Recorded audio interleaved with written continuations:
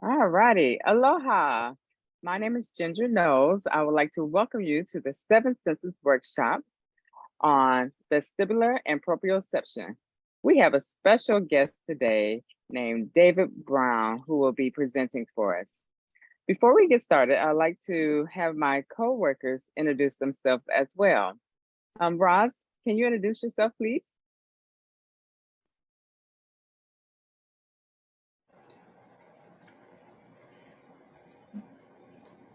Jen, can you sign for me real quick?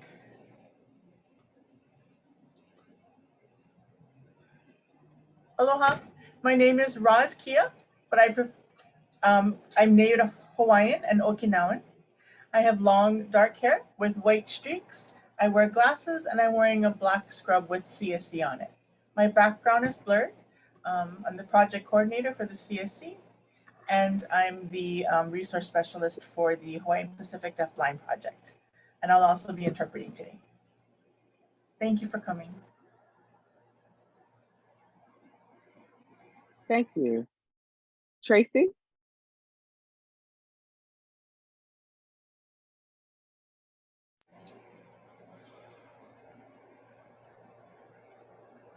Hi, my name is Tracy. I'm female, I wear glasses, I have black hair, and I'm short. I have a black polo shirt with CSC, and my background is blurred. I work at the CSC.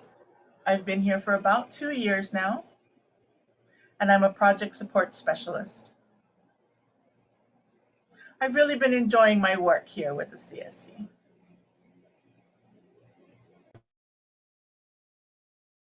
All right. Is it my Shana? turn? Oh, no. Oh, Shayna.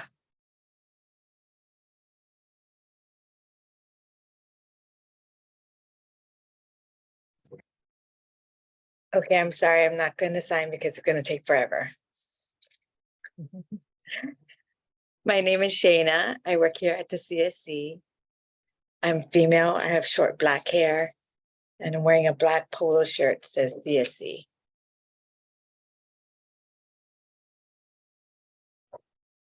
Thank you. And I must apologize. I didn't describe myself. This is Ginger speaking. A little background about me. I am the family support specialist for the Hawaii Pacific Deafblind Project. I need to look at myself to see what I have on today. I am African American. I have short brown curly hair, and I have a black polo shirt that says CSC in white. And I think that knocks it over to me. Aloha, everyone. This is Jennifer Tarnay. I am a 40-something-year-old female joining you today from my office. I am a Native Hawaiian haole female with long dark hair, and I'm wearing a black shirt today. And I think I have on some round gold earrings. I am the principal investigator for both the Hawaii and Pacific Deafblind Project, as well as the Comprehensive Service Center for people who are deaf, hard of hearing, and deafblind. And I work with all these amazing humans that are joining us that just introduced themselves. Speaking of amazing humans, David Brown is here to join us today to speak with you folks. And so without further ado, I'm going to turn it over to David to introduce himself and get started. David? Thank you very much, Jennifer. Can you hear me okay? Yeah. Hello, everyone.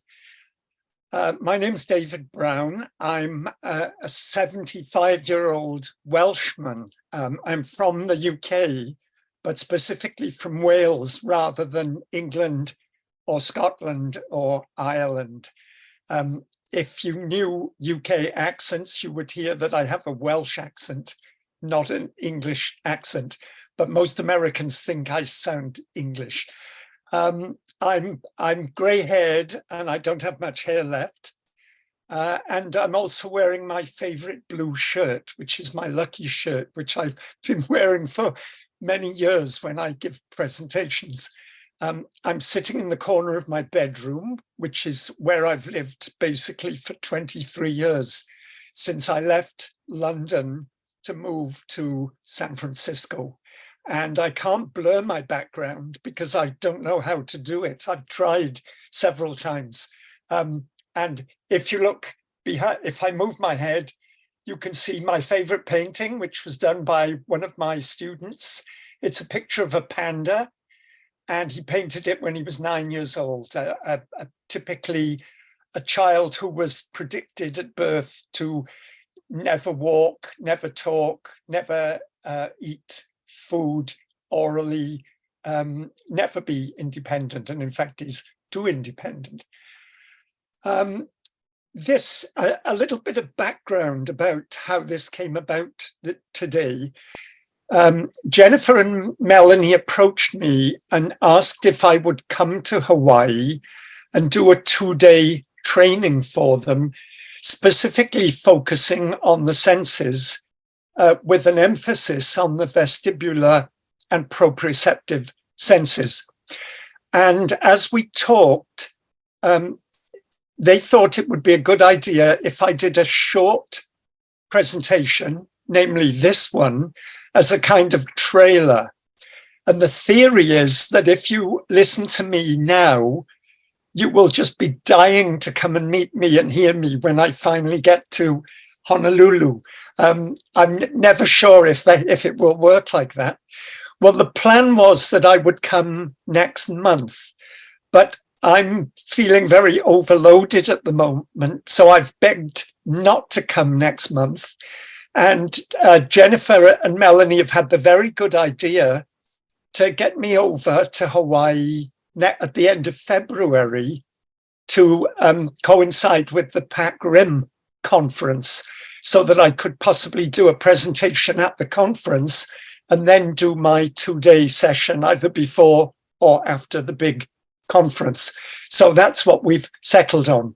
So tonight is unusual for me. Normally I present. Tonight I'm not really presenting.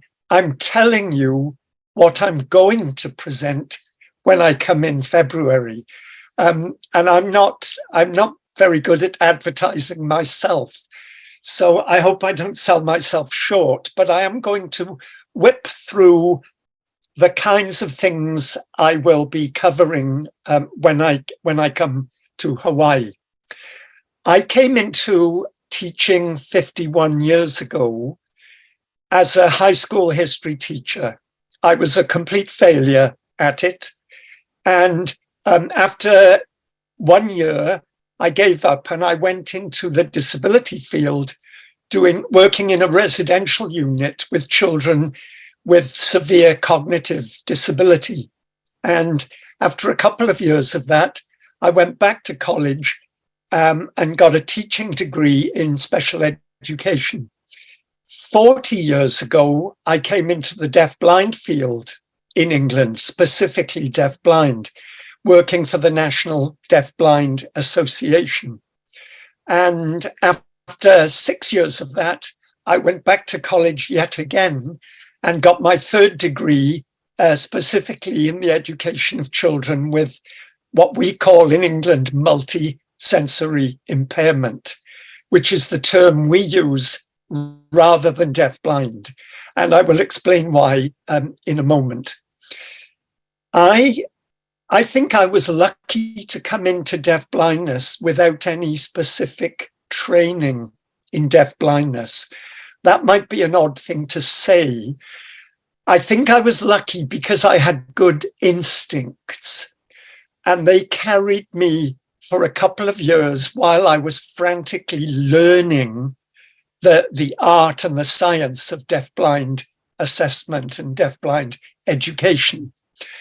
And I felt right from the beginning that my colleagues in England in the deaf-blind field were almost taking a stereotyped view of the children.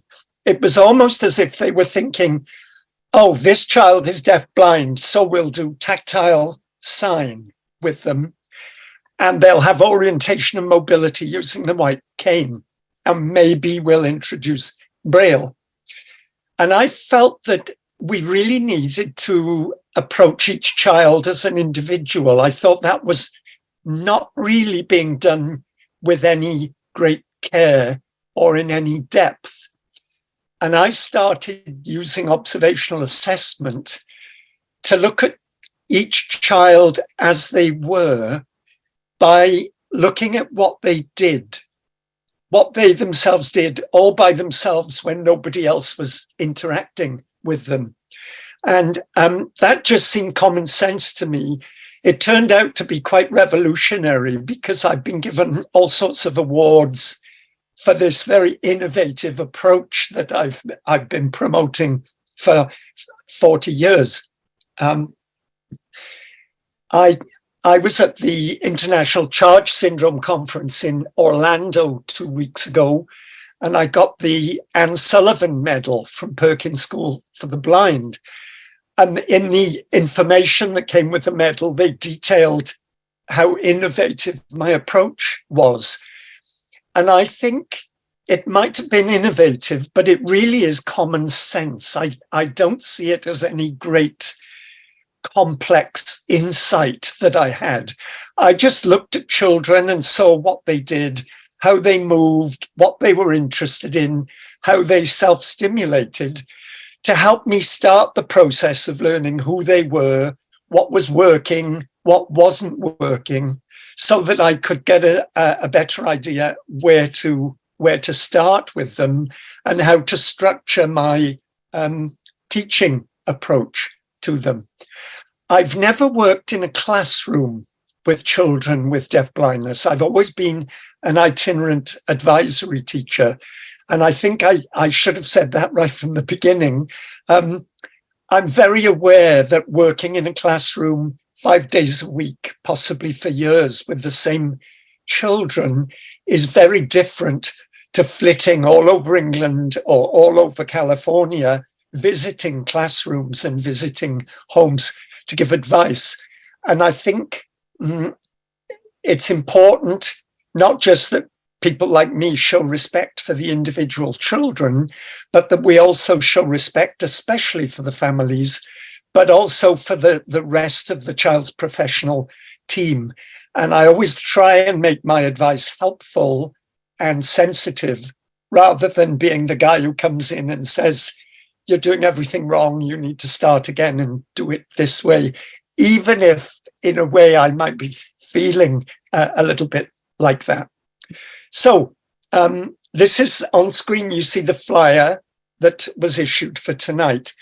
When I come to Hawaii, the 2 days will be split into 2 sections which overlap. And these are kind of topics that I've made slides for.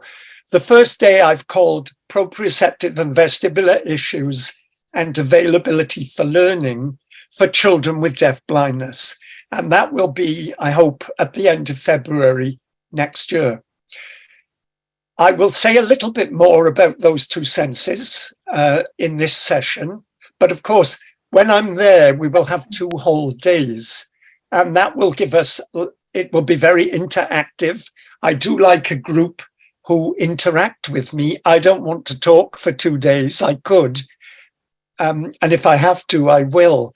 But it's so much more useful for me and the audience if there's real dialogue between us, even if it's people asking me to explain things I've just said, because what I said wasn't very clear to people. So we'll be going into these 2 senses in particular in depth. I call them the forgotten senses, but of course they might not be forgotten if you've never ever heard of them before. And then the second day I've called Being a Perceptive, Reflective Detective, a multisensory approach to assessment and learning. And that's where I look more specifically about using observational assessment to get that picture of the child started that we have to have before we can establish baselines for teaching the child to move on from where they already are. And I use the words perceptive, reflective, detective, partly because what we do is detective work. We're talking about children who are a great mystery who they harbor many, many unknown skills. They face many, many unknown challenges that we aren't aware of much of the time. And we're always trying to sort out the puzzle of who these children are, why certain things are happening, why other things are not happening. And I've always seen it as detective work. We have to be perceptive. We have to really observe carefully, and we have to observe the whole child. And I'll talk about that first in a moment. And then after we've perceived and observed, we have to reflect. We have to think about what we've observed. We have to share it with others. We have to have conversation with other people, the family, the other professionals in the child's team, to see if we can agree on a consensus about what's happening and why it's happening. So that would be the basic structure of the two days. Although we're thinking primarily about deaf-blindness in this session, it's important to remember that everything joins up, not just vision and hearing and all the other senses, but all these things overlap and interact, and they all play a part in what children do and what they don't do, and the way they do things and the way they develop. Things like the child's self-determination, their sensory perception, which is a little different to clinical medical diagnosis of the sensory systems, the child's own self-image and their self-confidence, their emotional competence, their self-regulation abilities, all of which comes under the title of executive function. We have to think about their availability to learning from us and from the environment. And that will be a very big topic when I come to Hawaii. We have to think about previous experience. We have to think about the child's expectations and motivators. We also, of course, have to think about communication and language. And we have to think about the attitude and the behavior of other people, starting especially with the family, but also extending out to the professionals who are playing a very key role in the child's day-to-day life, mostly, of course, in a school setting.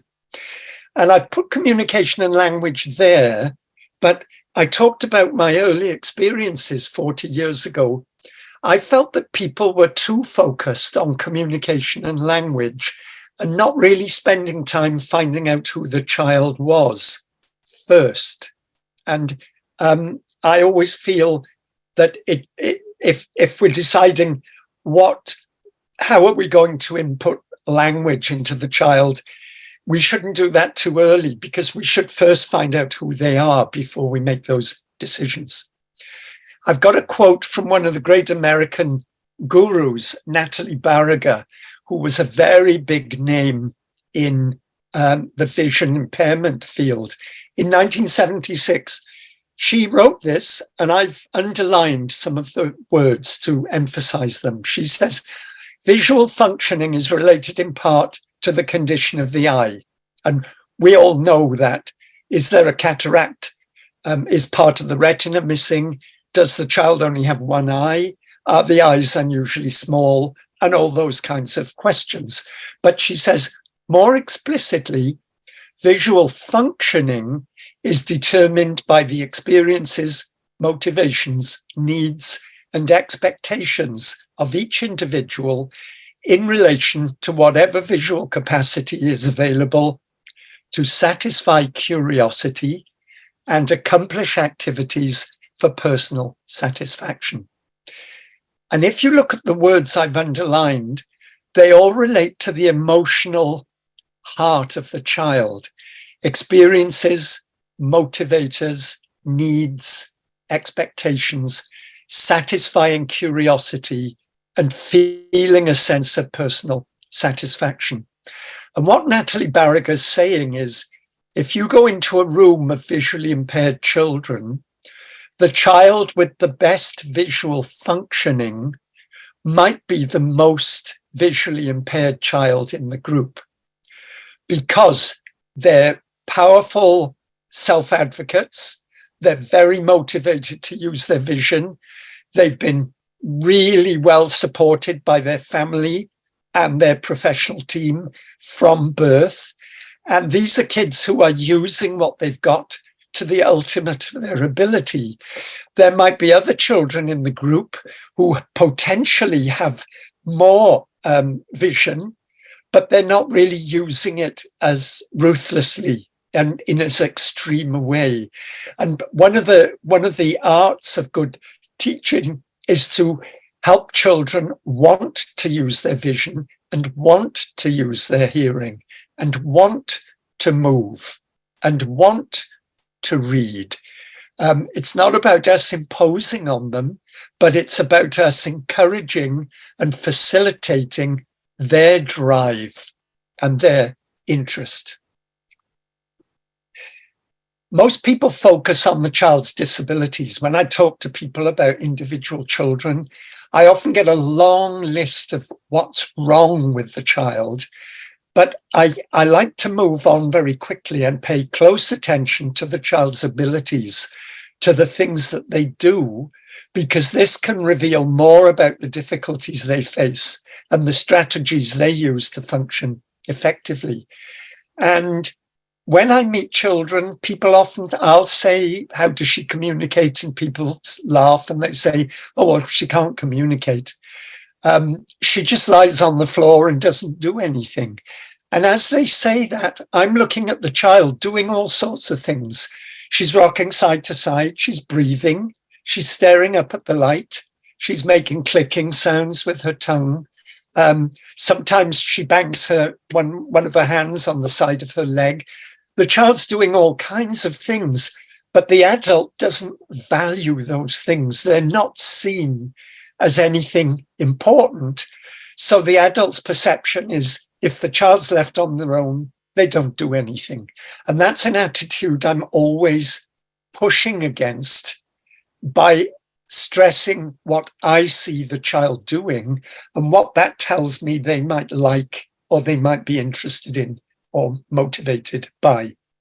Because I believe that everything that the children do has meaning for them, might not have meaning for us at first. In fact, we might be very puzzled about the meaning, but for the child, it has meaning. And the first thing we as teachers have to do is ascertain that meaning, or at least we have to come up with a really good guess. And then we have to test that guess to see if we're right. And it's classic to observe, come up with a hypothesis or a guess, and then try it out to see if you're right or if you have to try again. I've been in the field for 40 years, and in that time, I've seen the population change very dramatically. And the biggest change has been in the medical complexity of the children. These days, I'm meeting children who couldn't have survived 40 years ago. If they didn't die during the pregnancy, they died during the birth or shortly after birth. We're now able to keep most of those children alive, but they're often hospitalized for weeks or months or even years. And they present such an array of medical issues that sometimes it's hard for us as educators to get to them and find a way of working with them.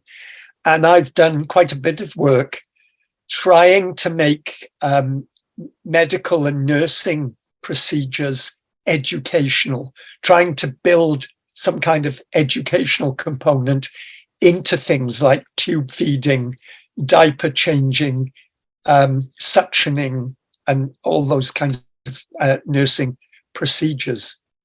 I'm particularly interested in charge syndrome. I don't know if you have children with charge in Hawaii. I'm sure you must have, because they seem to be everywhere these days. And this is the most medically complex syndrome. And this is a slide I made showing 21 charge issues which can contribute to fatigue. Any one of these things is going to make the child more likely to get tired. So functioning in our world with a visual impairment is challenging, and you get tired much more easily than if you had regular vision. The same with hearing impairment. The same if your vestibular sense is not working properly, which is the case for most people with charge syndrome. I'll go down a bit. If you have breathing problems, if you don't absorb full nutrition from your diet, if you have anemia, if you have low blood sugar fairly chronically, if you have heart problems, there's nothing like a heart problem to get you tired and needing breaks and needing rest. Chronic constipation, frequent migraines, seizures, some medications, all these things can make life more challenging, and as a result, more likely to get you zonked out and needing a rest or even needing to go to sleep. So it's very complicated. And these days, deafblindness involves many more senses than just vision and hearing. Although we use the word deafblindness, which really only covers vision and hearing, all the senses may well be impaired in a child with deafblindness. And we've made great strides in using touch as a compensatory channel, particularly, of course, in terms of language input. But we have to think of all the senses. And this is a list of senses, and you will see rather than 5 senses, there's a lot more. And I say deafblindness increasingly involves problems with the perception of vision, hearing, touch, proprioception, temperature, body temperature, and the temperature of the location you're in. Pain is a sensory system. Vestibular input, smell, taste, and interoception, which is all those internal feelings to do with especially with the digestive system, with constipation, with gas, with stomach migraine. It's possible to have migraine in the stomach, and also to do with things like breathing and body temperature control. So you imagine if 4 or 5 or 6 or 7 of those senses are not working properly, you've got a child with big problems in terms of relating to their own body and then relating to the world around them. And the only way our brains know anything is because all those senses provide information to it, telling the brain where the body is and what the body is doing, and also telling the brain where the body is located in what environment and what's in the environment. And if those senses are not working properly, then the child is not really in touch with their body, or they're not really feeling their body very well. And we're designed, if we don't feel our bodies very well, we need to work on feeling our bodies. We need to exaggerate the sensory inputs from our bodies so that our brain has a better sense where our body is, what it's doing, and especially that it's safe. It's not going to fall, and we're not going to hurt ourselves. And we're designed to do that first before we start to pay attention on what's happening around us in the environment. And I'm going to show you some pictures. After I do my 2 days with you, I hope you'll have a better idea why a young child might do this. You see a toddler with very low muscle tone in a hospital cot. And she's wearing socks and a diaper. And she's standing on flat feet with straight legs, but she's flexed right over with the top of her head resting on the mattress, and both hands are pushed against the front of her thighs. This isn't that unusual to see, but it's very unusual in regularly developing infants of her age. What she's doing is compensating for the fact that she can't walk, she can't run around, she can't climb on the couch and jump off and climb on the couch and jump off over and over. So she's giving her brain tactile and pressure and vestibular inputs by putting these strong stresses on her body, and also getting some vestibular input because her head is upside down. Here's a boy using his high chair, but instead of sitting on his butt in the high chair, he's horizontal with his body held straight. His arms are down and his palms are pressed on the tray, and he's looking down at an iPad. He's poised above the tray, and the fronts of his ankles are supporting his body on the back of the chair. It doesn't look like a very sensible way to use your iPad when you have a chair. But again, children devise these strategies because of particular inabilities they have and because of particular sensory inputs that they need. Here's the hand of an older child, and it's a left hand, and you will see each finger, the little finger, the ring finger, and the middle finger is crossed over the finger next to it. Something I can't do. I can't even take my hand and bend the fingers. This is not accidental and it's not involuntary. This is someone who's learned to do this to get a better idea where their hand is, so they know better where their arm is, so they know where their shoulder is and their trunk is. And here's a young baby at 6 months crossing his fingers. Again, it's voluntary. Babies don't cross their fingers, only if they have severe cerebral palsy, where they have no choice but to have their fingers crossed. But this child is doing it deliberately.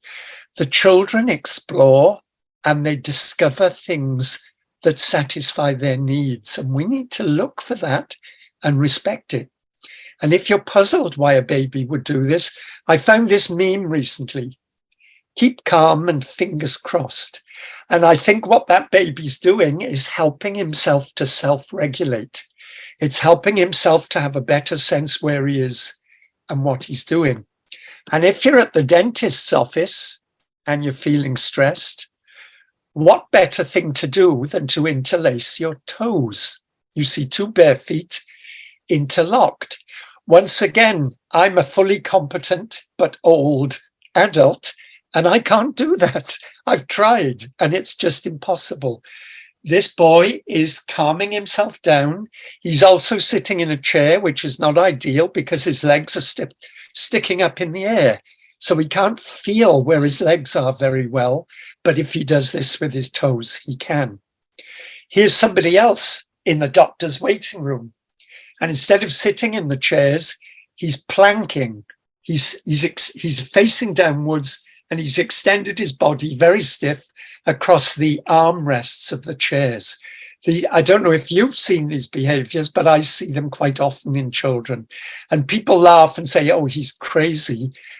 But they never say, why is he doing that? Why is he looking for that kind of deep pressure? Those armrests are pushing up, gravity's pushing his body down. And it's clearly, to me, it's clearly a way of coping with the stress and the anxiety of what's coming up. Here's a classic sleep posture.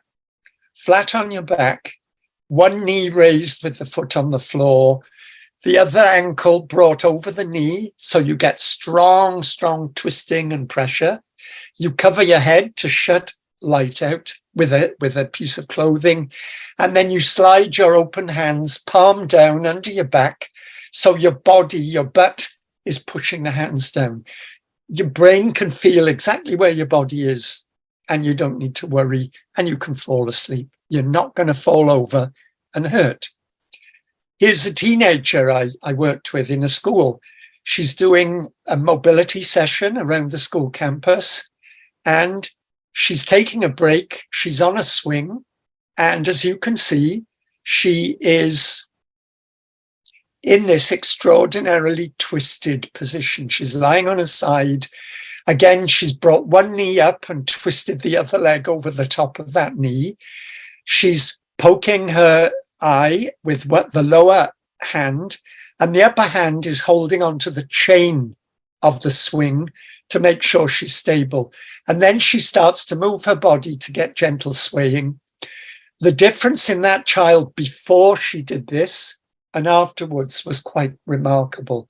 What she's doing is reorganizing her system because she was getting very tired. She was getting very stooped and flexed forwards. Her feet were sliding on the floor and her cane work was gone to pieces. Instead of tapping side to side, she was just like swinging the cane around. When she, after 2 minutes like this, she was a different girl and she was ready to perform and function much better. And here's a boy jamming himself into a narrow shelf. And I've put the comment on the top, that's weird, it must be autism. So many of these behaviors are called autistic, and I have no idea why, because they're nothing to do with autism. They're to do with multisensory impairment. And I'm beginning to think children with the autism diagnosis are probably all multisensory impaired, but nobody ever calls them that. Most of the children I work with have been called autistic by someone. And I think it's a shame because that means you don't then look for any other reason why they're doing it. You know, if he's jamming in the shelf, he's autistic. And what I look at when I look at all those photographs is what kind of sensory diet is the child giving themselves? What kind of sensory stimulation are they getting from these behaviors? Because that's telling me they need those sensory inputs. Maybe it's telling me they like them and they're motivated by them. And I could use that to build a relationship with them. So I'm talking far too much. I'm doing my presentation rather than advertising it. So a little bit about those two senses. The proprioceptive sense helps us to plan our movements, position our movements, and grade our movements without looking to see what we're doing. It's how, when we walk into our house, we can reach for the light switch without looking. We reach to the right level, to the right place. We don't bang our knuckles into the wall too hard, and we flick the light on. That's because we've acquired proprioceptive memory of where the light switch is. The word means an awareness of your own self or your own body. The receptors of the sense respond to three things. If any part of your body gets stretched or compressed or twisted, you have receptors in the joints and the muscles all through the body, and they tell you that that part of your body is now being stretched or compressed or twisted. And if this sense is working, it gives our brains a constant awareness of the position of all our body parts, and it tells them if they're moving or not. And the children in those pictures I showed you are all getting strong proprioceptive information from the kinds of positions they were adopting and the way they're crossing fingers, crossing toes, planking, or bringing one leg up on the other. The vestibular sense is much more complicated. Jean Ayres, who was an occupational therapist, she says the vestibular system is the unifying system. All other types of sensation are processed in reference to this basic vestibular information. The activity in the vestibular system provides a framework for the other aspects of our experiences. The vestibular sense is located in the inner ears on both sides of the head. Next to the cochlea, you have the vestibular apparatus. There are two little bulbs and then three curved semicircular canals. And together, that apparatus tells us about our head, where our head is, if our head is moving or stationary, what direction is moving, and how fast it's moving. And in charge syndrome, most people have that system very severely damaged as a fetus. So even before birth, this sense isn't working for them. But there's a whole range of other reasons, which I'll talk about when I present, why this sensory system might be impaired, particularly in a child with deaf blindness. So if this sense tells us where our head is, if it's missing or damaged, our brain has to ask that question, where is my head? And we see children doing head weaving, side to side head weaving, maybe turning, but it's usually a kind of figure eight weaving. They maybe bind their head with a tight hat. They may take an adult sweatband or an adult sock and pull it right over their head. It's not very good for the sock, but it's good for the child because they suddenly get this information from their head. They may tap their head, they may stand on their head like you've already seen, or they may do these oral things. They may clench their jaw, they may grind their teeth, or they might like to bite or chew on something, particularly if they're upright and trying to walk. And here's a picture of a boy wearing about 8 plastic buckets on his head in order to use his vision with whatever it is he's looking at. Now, why would a child do this? Because he's not doing it just to have the buckets on his head. He's doing it to stabilize his head so that he can use the vision he's got more effectively. And here, taken at a conference many years ago, here are 3 young children at the party night at the conference, all in the same position, all using phones to look at video films and all lying on their side. They're stabilizing their head by stabilizing their body, which stabilizes their eyes so they can use their eyes in a controlled way. So that's the senses. Then I'm going to move on to assessment, as I said, and assessment is widely misunderstood. I think assessment means asking questions. There's something you don't know and you're trying to find out, which means in some way you're asking questions. And some of the types of questions, the first ones are more like parent questions. And parents ask these questions often when the child is born, when they're a baby, and they're perfectly legitimate questions. Will she ever be able to speak? Will she be able to get a job? Will she be able to drive a car? Will she ever be able to live alone independently?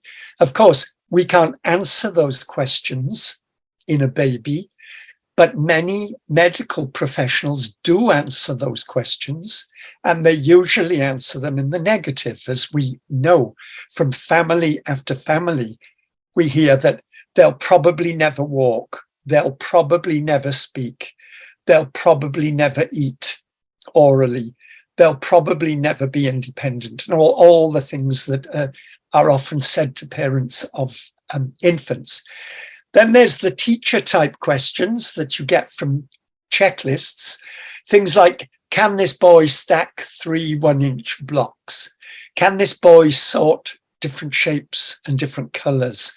Can this boy understand 6 manual signs? And you've probably all seen those kinds of questions. And then there's my kind of question, which is, what do you do? Because I think that should be the very first one. Before any of these others, I want to know what the child does. I will talk about that. I've already talked about it a lot to you today. So why do people assess children with deaf blindness? Well, we know there are all sorts of reasons. One of the main ones, and a tricky one, is to determine need or eligibility for services. And that's a big one. It has to be done, and it's often not done well, so that children don't get what they need. And the big bugbear for me is the autism label. Many parents push to get their deafblind child called autistic because then they'll get more services. That is entirely wrong, but that's the way the world operates. Sadly, once they're called autistic, I think the professionals involved focus on autism and don't focus on deafblindness and vestibular issues anymore. So I'm always pushing for the services the child needs rather than the services that come with a label, because the label is not the child and the child is not the label. We assess to get a baseline of the child's current skills and current knowledge and perhaps their current experiences. We assess to identify the supports and services the child needs. We assess to provide a guide for intervention and for instructional techniques to help the child develop more skills and knowledge. We assess to measure the child's growth and the development of their skills based upon maybe normative standardized groups. We assess, importantly, to evaluate the effectiveness of the educational program. Is this working or not? And all too often, if it isn't working, people blame the child. But of course, it's the educational program that's wrong, not the child. And we also assess in order to present the child to other people. How can you describe a child to other people if you haven't bothered to find out who they are? And I wrote an article actually in London in 1997, and it was reprinted in California in 2001. My 4 assessment questions when I begin to assess a child are: how do you feel? What do you like? What do you want? What do you do? In other words, how do you feel? Is this a good day or a bad day? Are you well or are you ill? Did you sleep okay last night or did you have a terrible night? Am I seeing you at your best or am I seeing you at your worst? Because these children are so variable for reasons we know. Then what do you like? I'm a teacher and I want to know what motivates a child, because I want to use that in my teaching. People say to me sometimes in classrooms, well, every day she has to do this. She really hates it, but it's in her IEP. And I think, why are you doing something she hates? There really should be a way of working around that, because we're smart. We're paid to be smart. And I think if you haven't got a list of things the child likes and would be interested in, you need to get that going very quickly and start using it. And then what do you want? What range of expressive behaviors does this child have to show how they're feeling? And even young children, when you talk to the parent, especially the mom, for a little while, the mom will say, oh, she can't communicate. Oh, I don't understand her. There's no communication. And as you talk, the mom will say, she's getting tired now. Oh, she's getting excited. Oh, I think her diaper's wet. Oh, I think I need to move her. She's been in the chair too long. The child's doing something that tells the parent how they're feeling and what they want. So it starts very early, but again, you have to pay attention. And parents pay attention often unconsciously. And one of my jobs is to bring that knowledge into the parents' conscious mind to empower them about how much they know. And then my favorite question, what do you do when you're all by yourself doing your thing? And I always go on about this. One of the most important early assessment questions we can ask is, what do you do? Now, teachers ask, what can you do? And that's a good question, but I think that comes next. I don't think that should be the first question. Too often it is, because people want to go to a baseline immediately. And I think they should give a little time to what the child's doing already, because the child can be giving you all sorts of data for your assessment before you elicit anything, before you start trying to see if they can do things, before you start playing with them or interacting with them or moving them or giving them objects. you could just watch what they're doing. And I know when I go into schools and I explain that I'm going to observe closely, and I will make lots of notes. And sometimes after half an hour, I've written 4 pages and somebody says, what time will you start your assessment? And I think, no. I've been assessing from the moment I walked in the room. You can do an assessment without going to a special room, wearing a white coat with special equipment. Children don't have to be in a chair at a table to be assessed. In fact, for many children, flat on their back is a good position to start with, for some of the reasons I've described. So I need to finish up. Why is all this so important, and why should we be observing? Well, it helps us to understand the child's challenges. Already by looking at those photos, you should have got some ideas of the child's challenges because of the way they're responding to those challenges. To gain a more accurate idea of the child's needs, to appreciate the child's adaptive behaviors. These kids are smart. You know, it's not good enough to say she doesn't know anything. She can't, if you lay her on the bed, she can't do anything. She's breathing.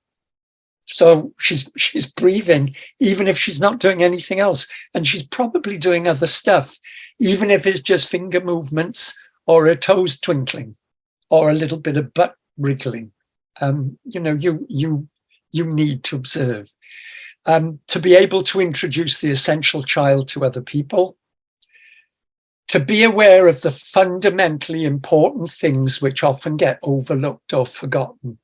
The child's body and the way the child's brain is connected to the body or disconnected from it, and the kinds of things that the child is doing to get that connection more strongly by exaggerating the sensory information coming into their brain from their body.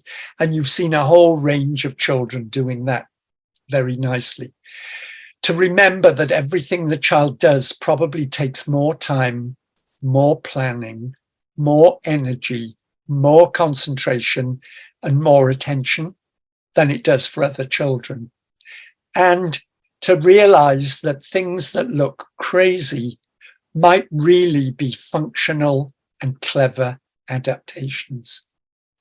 Every photo I've shown you is a child demonstrating a smart, functional, adaptive behavior, but it just looks like a kid crossing his legs or twisting his fingers or putting a bucket on his head.